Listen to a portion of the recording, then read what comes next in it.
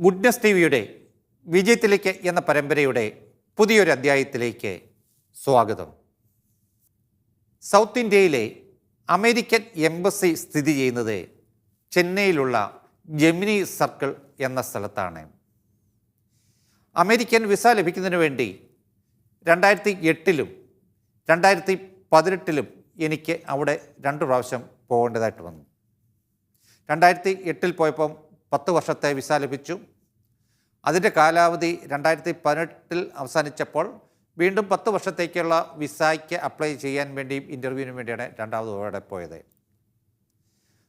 ആദ്യം പോയപ്പം 2008-ൽ പോയപ്പം 1 ദിവസം നമ്മളവിടെ ഹാജരായാൽ മതിയായിരുന്നു. എന്നാൽ 2018-ൽ പോയപ്പം 2 ദിവസം അവിടെ നമ്മൾ ഹാജരാകണം. ആദ്യ ദിവസം ബയോമെട്രിക്സ് എക്സാം, രണ്ടാമത്തെ ദിവസമാണ് ഇൻ്റർവ്യൂ.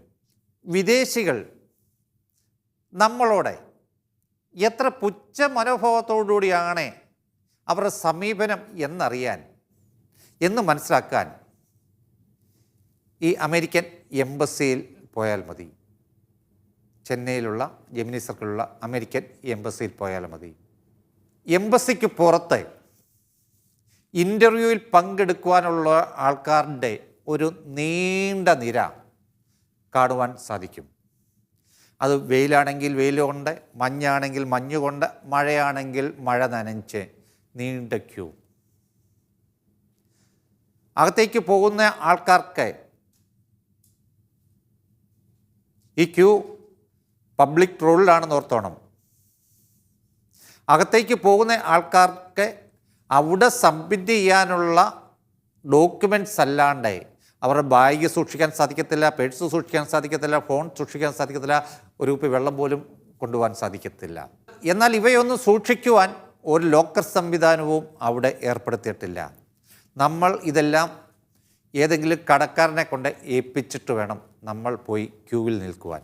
വളരെ പണം മുടക്കി രാജ്യത്തിൻ്റെ വിവിധ ഭാഗങ്ങളിൽ നിന്നും എത്തിച്ചേർന്ന, അതായത് അവർ തരുന്ന ഡേറ്റിൽ ഇൻ്റർവ്യൂവിന് നമ്മളെ അപ്ലൈ ചെയ്യുമ്പം അവർ ഡോക്യുമെൻറ്റ്സ് എല്ലാം വെരിഫൈ ചെയ്ത് അത് ഒരു 80% ഓക്കെ ആണെങ്കിൽ മാത്രമേ നമ്മളെ ഇൻ്റർവ്യൂവിന് വിളിക്കത്തുള്ളൂ. ആ ഇൻ്റർവ്യൂവിന് അവർ തരുന്ന ഡേറ്റിൽ നമ്മൾ അവിടെ ചെല്ലുമ്പം നമ്മൾക്കൊന്ന് കയറിയിരിക്കുവാനുള്ള സംവിധാനങ്ങളോ അല്ലെങ്കിൽ നമ്മുടെ ഡോക്യുമെൻറ്റ്സുകൾ ഭദ്രമായി സൂക്ഷിക്കുവാനുള്ള ലോക്കർ സംവിധാനങ്ങളോ ഒന്നും ഏർപ്പെടുത്താതെ നമ്മളെ ഈ പബ്ലിക് റോഡിൽ നിർത്തുന്നത് നമ്മളോടുള്ള അവഗണനയല്ലേ എന്ന് ന്യായമായിട്ടും ഞാൻ സംശയിച്ചു പോയിട്ടുണ്ട്. ഞാൻ അവസാനമായി പോയത് 2018-ലാണ്. ഇപ്പം സംവിധാനം മാറിയിട്ടുണ്ടോ ഇല്ലയോ എന്ന് എനിക്ക് അറിഞ്ഞുകൂടാ. ഏതായാലും മണിക്കൂറുകളോളം ക്യൂ നിന്നതിന് ശേഷമാണ് എനിക്കും എംബസിക്കകത്തോട്ട് കയറി പോകാനുള്ള അനുവാദം ലഭിച്ചത്. എൻ്റെ ഇൻ്റർവ്യൂവിൻ്റെ സമയമായി. ഒരു സായിപ്പിൻ്റെ മുമ്പിലാണ് ഞാൻ ഹാജരാകേണ്ടത്. ഞാൻ ചെന്ന ഉടൻ തന്നെ ആ സായിപ്പിനെ നോക്കി നല്ലൊരു പുഞ്ചിരി കൊടുത്തു, എന്നിട്ട് വിഷ് ചെയ്തു. ഏതായാലും സായിപ്പിന് എൻ്റെ പുഞ്ചിരി ഇഷ്ടപ്പെട്ടു പോയി. സായിപ്പ് പറഞ്ഞു, oh your smile is very nice, keep it up. ഏതായാലും സായിപ്പിൻ്റെ വലുത് അത്രയും കേട്ടപ്പോൾ എനിക്ക് ഉറപ്പായി എനിക്ക് വിസ കിട്ടും എന്ന്. കാരണം ഞാൻ മുമ്പ് പറഞ്ഞതുപോലെ ഡോക്യുമെൻറ്റ്സ് എല്ലാം ഏതാണ്ട് 80% 90% പക്ക ആയി കഴിയുമ്പോഴാണ് നമ്മൾ ഇൻ്റർവ്യൂവിനെ വിളിക്കുന്നത്. പിന്നെ അവിടെ ഇരിക്കുന്ന ആ ഇൻ്റർവ്യൂ ഒന്നേ സായിപ്പന്മാരല്ലേ മാതാമന്മാരാണ് ഇരിക്കുന്നത്, അമേരിക്കൻസാണ് ഇരിക്കുന്നത്. അവരുടെ മനസ്സിൽ വരുന്ന തോന്നലുകളാണ് വിസ വേണോ വേണ്ടായോ എന്ന് തീരുമാനിക്കുന്നത്. എന്നിരുന്നാൽ പോലും 10 പേര് ചെല്ലുമ്പോഴായിരിക്കും 1-2 പേർക്ക് വിസ ലഭിക്കുന്നത്. ഏതായാലും എനിക്ക് 10 വർഷത്തെ വിസ ലഭിച്ചു. അന്നേരം ഞാൻ പറഞ്ഞു വന്നത്, A smile cost is nothing but it creates much. ഒരു പുഞ്ചിരി കൊടുക്കുന്ന ഒരു മുടക്കുമില്ലെന്നേ, പക്ഷേ അതിൻ്റെ റിസൾട്ട് ഭയങ്കരമായിരിക്കും. പക്ഷെ നമ്മളെ സംബന്ധിച്ചിടത്തോളം പലർക്കും ഒരു പുഞ്ചിരി കൊടുക്കുവാൻ അറിയത്തില്ല, പുഞ്ചിരിക്കാൻ അറിയത്തില്ല. ഇപ്പം തന്നെ നമ്മൾ വിദേശത്തേക്കൊക്കെ പോകാനും അല്ലെങ്കിൽ ഒരു എയർപോർട്ടിൽ ചെന്നാലേ അവിടെ ഈ ആദ്യം ചെല്ലുമ്പോഴേ നമ്മൾ CSF ജവാന്മാർ മുമ്പിലോട്ടാണ് ചെല്ലുന്നത് നമ്മുടെ ID പരിശോധിക്കാൻ. അവരുടെ ആ നിപ്പും ഭാവവും ആ മസിൽ പിടുത്തമൊക്കെ കണ്ടു കഴിഞ്ഞാൽ എന്തൊരു ഏതാണ്ട് ഔദാര്യം അവർക്ക് നമുക്ക് തരുന്ന രീതിയിലാണ് നമ്മളെ അവരങ്ങോട്ട് കടത്തി വിടാൻ അനുവാദം തരുന്ന മട്ടിലാണ് ഈ മസിൽ പിടുത്തമുള്ള ഇരിപ്പം. അതേസമയം വിദേശ രാജ്യങ്ങളിലൊക്കെ ചെന്ന് കഴിഞ്ഞ് കഴിഞ്ഞാൽ അവർ ഐ ഡി കാണിച്ചു, നമ്മളെ ചിലപ്പോൾ വിഷ് ചെയ്തു, ഐ ഡി കാണിച്ചു കഴിയുമ്പോഴത്തേക്ക് താങ്ക്സ് പറഞ്ഞിട്ട് ഒരു ഹാപ്പി ജേർണി വിഷ് ചെയ്തിട്ടാണ് നമ്മളെ കയറ്റി വിടുന്നത്. അല്ലെങ്കിൽ നമ്മൾ വേറൊരു രാജ്യത്ത് എന്നിട്ട് തിരിച്ചു പോരുമ്പോഴത്തേന് ഞങ്ങളുടെ രാജ്യത്ത് വന്നിട്ട് എന്തെങ്കിലും ബുദ്ധിമുട്ടുണ്ടായോ, ഇനി എന്നാണ് ഞങ്ങളുടെ രാജ്യത്ത് വരിക എന്നൊക്കെ കുശലം പറഞ്ഞിട്ടാണ് വിടുന്നത്. നമുക്കിന്ന് മാത്രം ഒരു ഹാപ്പിനെസ് അല്ലെങ്കിൽ ബഹുമാനം നാട്ടിനോടും നാടിൻ്റെ സംവിധാനത്തോട് തോന്നും. അന്നേരം എനിക്ക് കേൾക്കുന്ന പ്രേക്ഷകരോട് എനിക്ക് പറയാനുള്ളത്, നമ്മൾ പുഞ്ചിരിക്കാൻ പഠിക്കണം. അതിന് ഒരു നഷ്ടവുമില്ല, അല്ലാതെ ഒരു മസിൽ പിടുത്തമല്ല ഒരിടത്തും ജീവിതത്തിൽ വിജയിക്കുവാൻ വേണ്ടത് എന്ന കാര്യം മറക്കാതിരിക്കുക. 2018 ഇൻ്റർവ്യൂവിന് പോയപ്പം ഉണ്ടായ ഒരു സംഭവം, രസകരമായ ഒരു സംഭവം, അല്ലെങ്കിൽ അമിത ആവേശം കൊണ്ട് സംഭവിക്കുന്ന അബദ്ധം ഈ അവസരത്തിൽ ഷെയർ ചെയ്യാൻ ആഗ്രഹിക്കുകയാണ്. അന്ന് ഞാൻ ചെല്ലുമ്പം അമേരിക്കയിലേക്ക് സ്റ്റുഡൻസ് വിസയിൽ പോകുവാനുള്ള കുറേ ആൾക്കാർ, എനിക്ക് കൂടുതലും കൊല്ലംകാരായിരുന്നു, എഞ്ചിനീയറിംഗ് കഴിഞ്ഞവരും മറ്റും ഇൻ്റർവ്യൂവിന് വന്നിട്ടുണ്ട്. അന്നേരം ഞാൻ മുമ്പ് പറഞ്ഞാൽ 10 പേര് ചെല്ലുമ്പോഴായിരിക്കും 1-2 പേർക്കായിരിക്കും വിസ കിട്ടുന്നത്. കിട്ടുന്നവർക്ക് ഭയങ്കര സന്തോഷം, കിട്ടാത്തവർ കരഞ്ഞു പിടിച്ചായിരിക്കും ഇറങ്ങിപ്പോകുന്നതും. അന്നേരം എൻ്റെ മുമ്പിൽ നിന്ന ഒരു ചെറുപ്പക്കാരനെ ഇൻ്റർവ്യൂ ഒക്കെ പാസ്സായി വിസ അനുവദിച്ചു കഴിയുമ്പോൾ അദ്ദേഹത്തിന് ഭയങ്കര സന്തോഷം. അവിടെ നിന്ന് 2 ചാട്ടം ഹായ് ഹായ് ഹായ് എന്നും പറഞ്ഞുകൊണ്ട് 2 ചാട്ടവും മറ്റ് അവരുടെ കൂട്ടത്തിലുള്ള ടീമംഗങ്ങളെല്ലാം കൈപൊക്കി വിഷയമൊക്കെ ചെയ്തു. സായിപ്പിന് അത് ഇഷ്ടപ്പെട്ടില്ല. നമുക്കറിയാം, നമുക്ക് വിസ അനുവദിക്കുകയാണ് എങ്കിൽ പാസ്പോർട്ട് അവർ എടുത്തു വെക്കും. പിന്നെ നമുക്ക് കൊറിയറിലോ ബൈ പോസ്റ്റിലായിരിക്കും അല്ലെങ്കിൽ നമ്മുടെ ഏജൻസിയിൽ ആയിരിക്കും വിസ കളക്ട് ചെയ്യേണ്ടത്. അതേസമയം വിസ റിജക്റ്റ് ചെയ്യുവാണെങ്കിൽ പാസ്പോർട്ട് അന്നേരം തന്നെ അവരൊരു സോറി പറഞ്ഞിട്ട് പാസ്പോർട്ട് അന്നേരം തന്നെ നമുക്ക് മടക്കിത്തരും. അതാണ്. ഏതായാലും ഇദ്ദേഹത്തിന് വിസ അനുവദിച്ചു കഴിഞ്ഞപ്പോഴാണ് ഈ പ്രകടനം കണ്ടു കഴിഞ്ഞപ്പം സായിപ്പിന് അത് ഇഷ്ടപ്പെട്ടില്ല. സായിപ്പ് ഉടൻ തന്നെ വിസ ക്യാൻസൽ ചെയ്ത് പാസ്പോർട്ട് തിരിച്ചു കൊടുക്കുകയുണ്ടായി. അന്നേരം അതിൽ നിന്നും ഒരു കാര്യം മനസ്സിലാക്കിയുള്ള, ഒരിടത്തും അമിത ആവേശം അത് നമുക്ക് വളരെയേറെ ഗുണത്തെക്കാളും ദോഷം ചെയ്യത്തേ ഉള്ളൂ എന്ന കാര്യം മറക്കാതിരിക്കുക. ലോകത്തിലെ ഏറ്റവും കൂടുതൽ ചരിത്രവും പൈതൃകവും അവകാശപ്പെടുവാൻ സാധിക്കുന്ന രാജ്യമാണ് നമ്മുടെ ഇന്ത്യ മഹാരാജ്യം. എന്നാൽ ഒരു പൈതൃകവുമില്ല, ഒരു ചരിത്രത്തിന് പിൻബലവുമില്ലാത്ത പല രാജ്യങ്ങളും നമ്മെ പലപ്പോഴും പുച്ഛ മനോഭാവത്തോടുകൂടിയാണ് കാണുന്നത് എന്നത് പലപ്പോഴും തോന്നിപ്പോകാറുണ്ട്. ഇതിന് കാരണം മറ്റ് രാജ്യങ്ങളെ കുറ്റപ്പെടുത്തിയിട്ട് കാര്യമില്ല. കാരണം പലപ്പോഴും നമ്മുടെയൊക്കെ കയ്യിലിരിപ്പ് തന്നെയാണ്. വിദേശികളെ സംബന്ധിച്ചിടത്തോളം അവർ ഏറ്റവും കൂടുതൽ മുൻഗണന നൽകുന്നത് ശുചിത്വം, സുരക്ഷിതത്വം, നിയമങ്ങൾ പാലിക്കുക, ട്രാഫിക് റൂൾസുകൾ പാലിക്കുക, മറ്റുള്ളവരെ റെസ്പെക്റ്റ് ചെയ്യുക,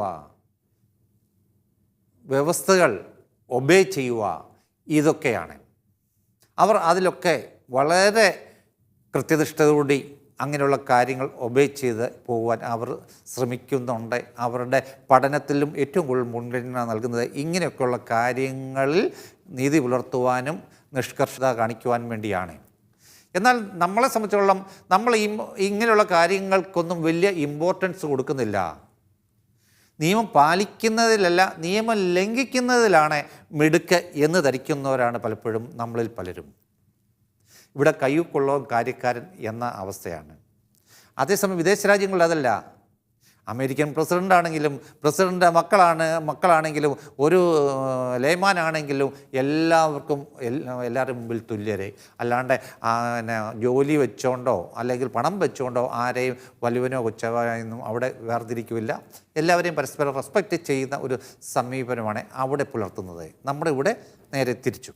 അതുകൊണ്ടാണ് ജസ്റ്റിസ് കൃഷ്ണയ്യർ ഈയിടെ പറയുണ്ടായി, the laws barks at all, but it bites only the powerless, poor, illiterated and ignorant. ഇന്ത്യയുടെ നിയമം എല്ലാവരുടെ നേരെയും കുറച്ച് കാണിക്കും, പക്ഷെ കടിക്കുന്നത് നിരക്ഷരെയും നിരാലംബരെയും പാവപ്പെട്ടവരെയും ആണ് എന്ന്. എത്ര അർത്ഥവത്തായ വാക്കുകളാണത്. വഴിയിൽ വേസ്റ്റ് വലിച്ചെറിയുക, അല്ലെ വഴിയിൽ തുപ്പുക, ഇതൊക്കെ നമ്മളെ സംബന്ധിച്ചിടത്തോളം ഒരു മോശം പ്രവൃത്തിയായി പലരും കാണുന്നില്ല. പക്ഷേ മറ്റ് വികസിത രാജ്യങ്ങളിൽ നമ്മൾ ഏറ്റവും കൂടുതൽ അപമാനിക്കപ്പെടുന്നത് നമ്മുടെ ഇത്തരം വില കുറഞ്ഞ പ്രവൃത്തികളാണ് എന്ന കാര്യം നമ്മൾ മറന്നു പോകാതിരിക്കുക. അവരെ സംബന്ധിച്ചിടത്തോളം ഇങ്ങനെയുള്ള കാര്യങ്ങളൊന്നും ഉൾക്കൊള്ളുവാനോ ചിന്തിക്കാനോ പോലും പറ്റത്തില്ല. അതാണ് അവരുടെ ഒരു നിലവാരം. ആ നിലവാരത്തിലേക്ക് നമുക്ക് ഉയർന്നില്ല എങ്കിൽ നമുക്ക് ലോകരാജ്യങ്ങൾക്കിടയിൽ പിടിച്ചു നിൽക്കുവാൻ സാധിക്കാതെ വരും. ഇതിൻ്റെയൊക്കെ അവഗണന അനുഭവിക്കുന്നത് ഇവിടുന്ന് വിദേശത്തേക്ക് ചെല്ലുന്ന നമ്മുടെ കുട്ടികളാണ് ഇവരുടെയൊക്കെ അവഗണന അനുഭവിക്കേണ്ടി വരുന്നത് എന്ന കാര്യം നമ്മൾ മനസ്സിലാക്കുക. വിദേശ രാജ്യങ്ങളിലൊക്കെ ഒരു കുട്ടിയെ സ്കൂളിൽ ചേർത്താൽ അല്ലെങ്കിൽ നഴ്സറിയിൽ ചേർത്താൽ അവിടെ എങ്ങനെ പണ്ഡിതനാകണം എന്നല്ല പഠിപ്പിക്കുന്നത്, എങ്ങനെ ഒന്നാം റാങ്കുകാരനാകണം എന്നല്ല പഠിപ്പിക്കുന്നത്, മറിച്ച് നല്ല മൂല്യങ്ങളുള്ള നിയമങ്ങൾ എല്ലാം പാലിക്കുന്ന നല്ല ഒരു വ്യക്തിത്വത്തിൻ്റെ നല്ലൊരു പേഴ്സണാലിറ്റിയുടെ ഉടമയായി എങ്ങനെ മാറണം എന്നുള്ളതാണ് അവിടെ കൊടുക്കുന്ന അടിസ്ഥാന വിദ്യാഭ്യാസം. എന്നാൽ നമ്മുടെ നാട്ടിൽ ഒരു കുട്ടിയെ നഴ്സറിയിലേക്ക് വിട്ടാൽ മാതാപിതാക്കൾ കൊടുക്കുന്ന ഉപദേശം എന്തായിരിക്കും? മോളെ നീ ആയിരിക്കണം ക്ലാസ്സിലെ ഒന്നാമൻ.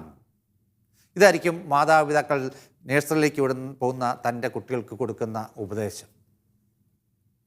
ഈ കുട്ടിയുടെ മനസ്സിലേക്ക് പകയുടെയും വിദ്വേഷത്തിൻ്റെയും ആദ്യ ബാലപാഠം കുറിച്ചു കൊടുക്കുകയാണ് ഇതുമൂലം മാതാപിതാക്കൾ ചെയ്യുന്നത് എന്ന് അവർ മനസ്സിലാക്കുന്നില്ല. ഈ കുട്ടിയുടെ ഏറ്റവും വലിയ ശത്രുവായിരിക്കും തൻ്റെ ഒപ്പം മത്സരിക്കുന്ന കുട്ടിയായിരിക്കും ഈ കുട്ടിയുടെ ഏറ്റവും വലിയ ശത്രു. ഈ തൻ്റെ കുട്ടിയോട് കോമ്പറ്റ് ചെയ്യുന്ന കുട്ടിയുടെ മാതാപിതാക്കളായിരിക്കും നമ്മളുടെ ഏറ്റവും വലിയ ശത്രുവായി മാറുന്നത്. അപ്പോൾ വിദ്യാഭ്യാസം എന്ന് പറഞ്ഞാൽ കുറേ മാർക്ക് വാങ്ങിക്കൂട്ടലല്ല, മറിച്ച് ഒരു നല്ല പൗരനെ രൂപപ്പെടുത്തി എടുക്കലാകണം യഥാർത്ഥ വിദ്യാഭ്യാസം കൊണ്ട് നമ്മൾ ആർജിച്ചെടുക്കേണ്ടത്. വിദ്യാഭ്യാസം എന്ന് പറഞ്ഞാൽ ആത്മീയവും ഭൗതികവും ബൗദ്ധികവുമായ രൂപപ്പെടുത്തൽ ആയിരിക്കണം യഥാർത്ഥ വിദ്യാഭ്യാസം. കുട്ടികളുടെ ബുദ്ധി പരീക്ഷയ്ക്കുള്ള ഒരു പരീക്ഷണ വസ്തുവായി മാത്രം കാണുന്നു എന്നുള്ളതാണ് നമ്മുടെ നാടിൻ്റെ ഏറ്റവും വലിയ ദുരന്തം എന്ന് പലപ്പോഴും ചിന്തിച്ചു പോകാറുണ്ട്. ഒരു പതിറ്റാണ്ടിലധികം ഗുഡ്നസ് ടിവിയോടൊപ്പം ആത്മീയ ജീവിതയാത്ര നടത്തിയ പ്രിയ പ്രേക്ഷകർക്ക് മുമ്പിൽ സാഭിമാനം സമർപ്പിക്കുന്നു. OTT പ്ലാറ്റ്ഫോമായ ആമസോൺ ഫയർ സ്റ്റിക്കിൽ ഗുഡ്നസ് ടെലിവിഷൻ ലഭ്യമാകുന്നു.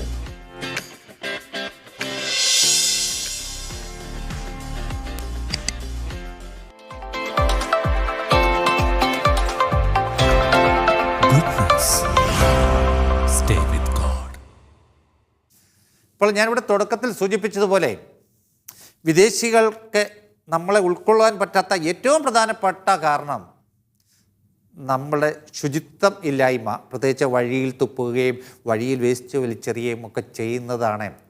പലപ്പോഴും അവിടങ്ങളിലുള്ള മാധ്യമങ്ങൾ നമ്മുടെ ഇതുപോലുള്ള പ്രവർത്തികളെയാണ് ഹൈലൈറ്റ് ചെയ്ത് ഇന്ത്യയുടെ സംസ്കാരമാക്കി പലപ്പോഴും അവിടുത്തെ ജനങ്ങളുടെ മുമ്പിൽ എത്തിക്കുന്നത്.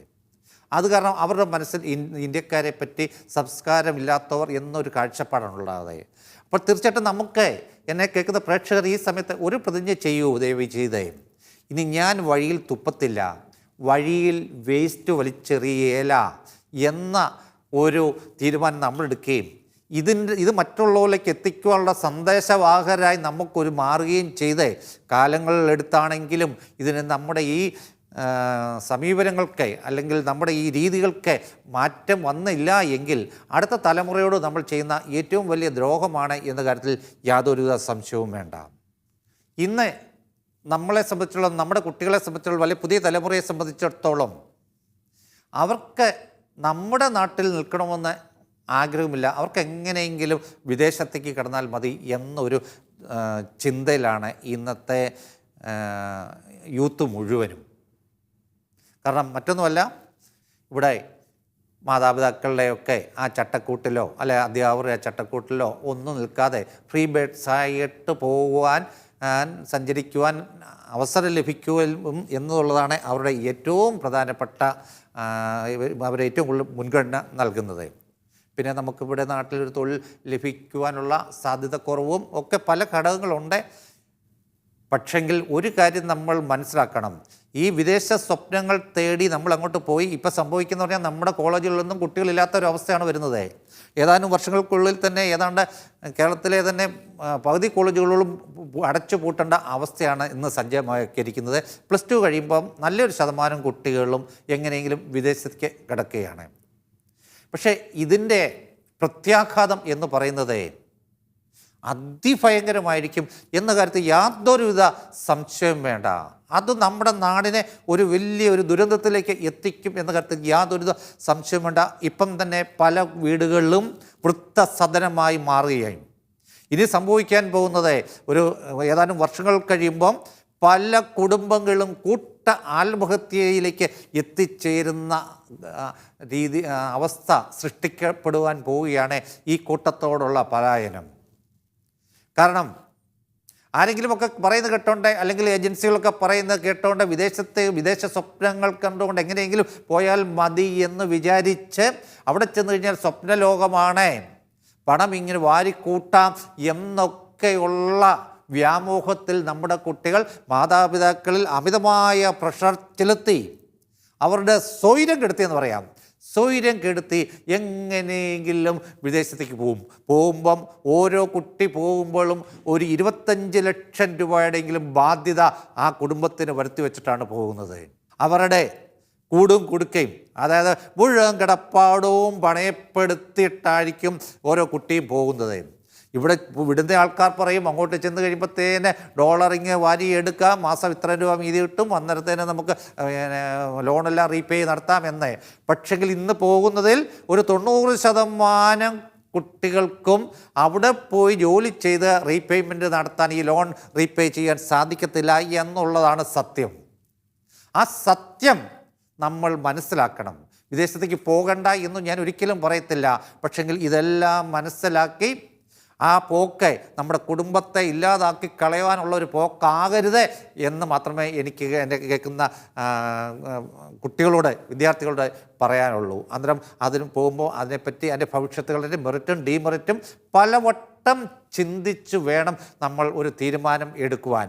പണ്ടൊക്കെ വിദേശത്തേക്ക് പോയി കഴിഞ്ഞാൽ വളരെയേറെ പണം സമ്പാദിക്കാമായിരുന്നു.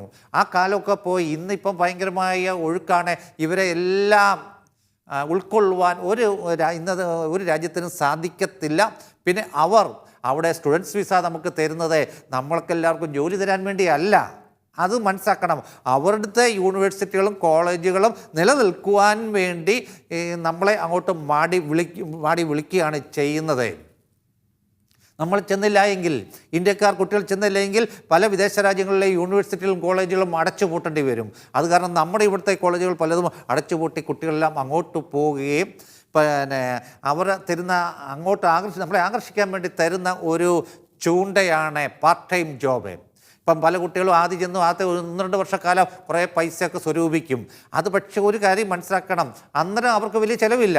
കാരണം ഹോസ്റ്റൽ ഫീസും ഫുഡിനുമുള്ളതെല്ലാം നമ്മൾ ആദ്യം ലോൺ എടുത്ത് അവർക്ക് പൈസ അടച്ചിട്ടാണ് ലോൺ എടുത്തോ അല്ലെങ്കിൽ മറ്റേതെങ്കിലും സമയത്തിലും എടുത്ത് അടച്ചിട്ടാണ്. 90% കുട്ടികൾ പോകുന്ന ലോൺ എടുത്താണല്ലോ, അടച്ചിട്ടാണ് നമ്മൾ അങ്ങോട്ട് പോകുന്നത്. അന്നേരം അക്കോമഡേഷൻ ഉണ്ട്, ഫുഡുണ്ട്, പിന്നെ ഈ പാർട്ട് ടൈം കിട്ടുന്ന പൈസ മീതിയാണ്.